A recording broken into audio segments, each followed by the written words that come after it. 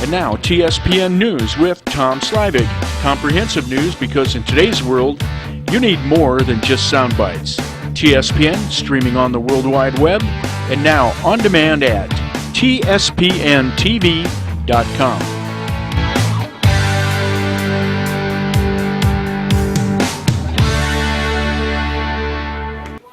Hi everyone, Tom Slivick on TSPN's News in Depth for today, and today I have John Plasse. How you doing, John? Good, Tom. How John, are you? you were at that meeting yesterday. You want to give us a correct name of the meeting so I don't destroy it somehow? We attended the Senate subcommittee for the natural resources. Okay, so that was the one that's Yes. moving the bill forward for, I believe it's SB 1199. They heard a series of bills yesterday, one of which was SB 1199. And that's to move the Mokelumne River forward with its Wild and Scenic Designation? Correct. Okay, well, if that's interesting to you, you want to stick around. It's interesting to me. I wasn't very riveting there, was I?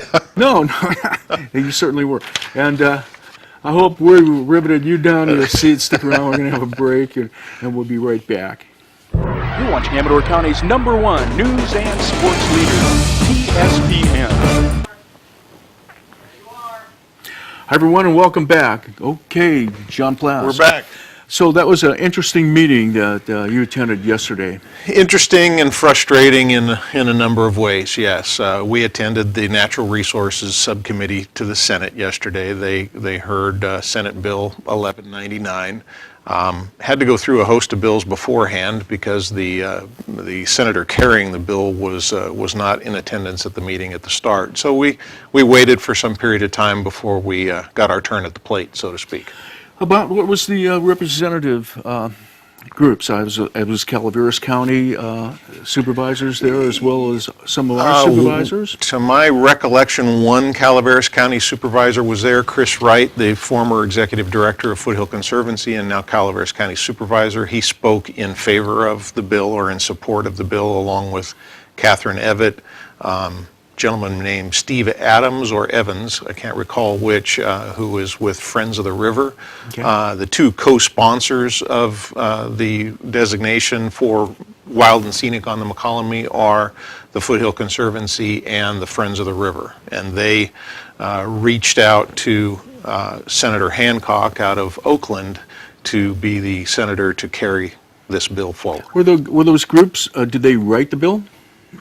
To your knowledge, or a good portion of the bill is quoted out of the Wild and Scenic Act itself, the Public Resources Code 5093, but they did in fact write the portion of the bill that identified the segments of the Mokelumne River that they wish to overlay this regulation of Wild and Scenic on. did they use a language from the federal designation or anything? Did they use any of that paperwork? Or They did use some in the bill from the federal. The state legislation for Wild and Scenic, again, Public Resources Code, does not identify unique characteristics of the river such as historical, cultural, and water quality values. They stay pretty rigidly to wild, scenic, or recreation.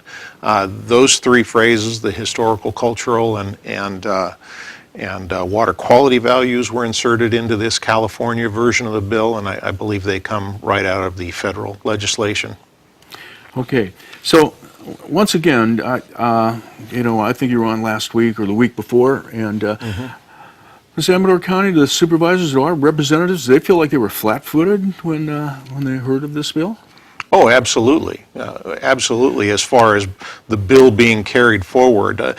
Tom, the protocol, which I would love to see followed throughout our government, but the protocol at the federal level is there's some deference paid to the congressman who represents the area in that if that individual brings a bill for Wild and Scenic forward, then it goes through the process, the subcommittees and onto the House floor at the federal level.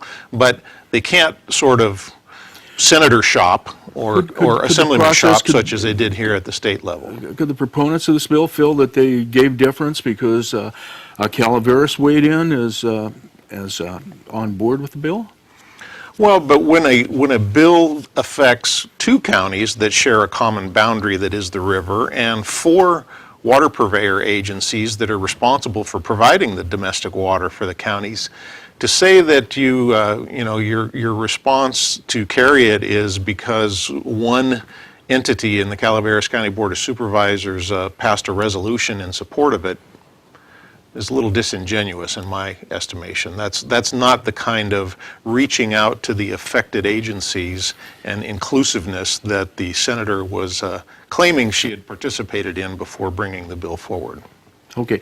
Now, can I ask you, what do you think the political makeup was of that committee? Well, so often when we see the names of people, I know because I looked that up just a little bit ago, and they're just listed as committee members. There's Right. no designation, R or D or independence after their names.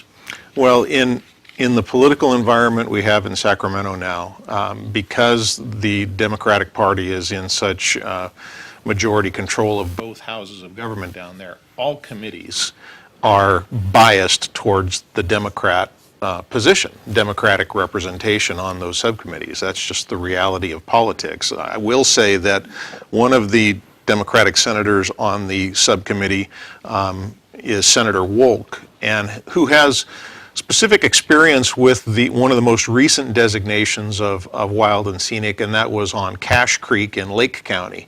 And I think has a bit of an understanding of Amador's concerns because of the fact that Cache Creek is the sole source of water for Lake County, and therefore, as a result of that, they placed a host of amendments on their Wild and Scenic designation at the state level.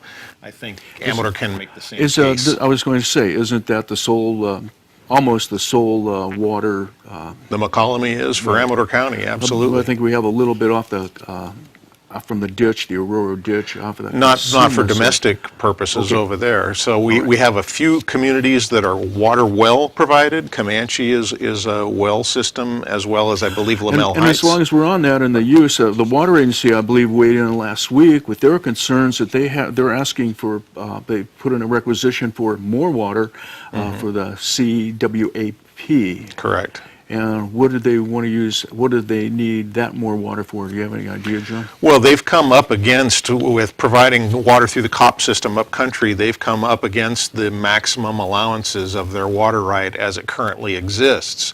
So they've got an application into the state to apply for a greater water right for the COP system that is still within the overall water reservation that Amador County has on the Mokelumne River.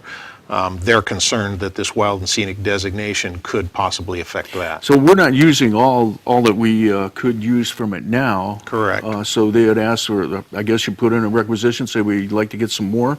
And I do believe up country they're very concerned also with when that water system improves for fire protection. Absolutely. That's part of the gravity supply line project I'm sure you've reported on over the years.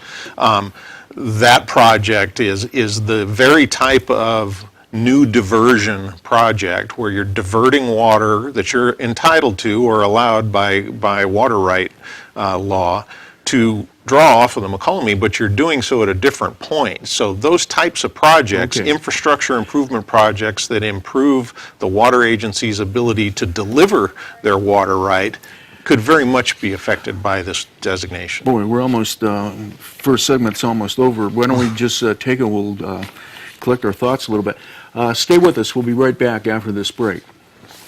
You're watching Amador County's local television network, TSPN.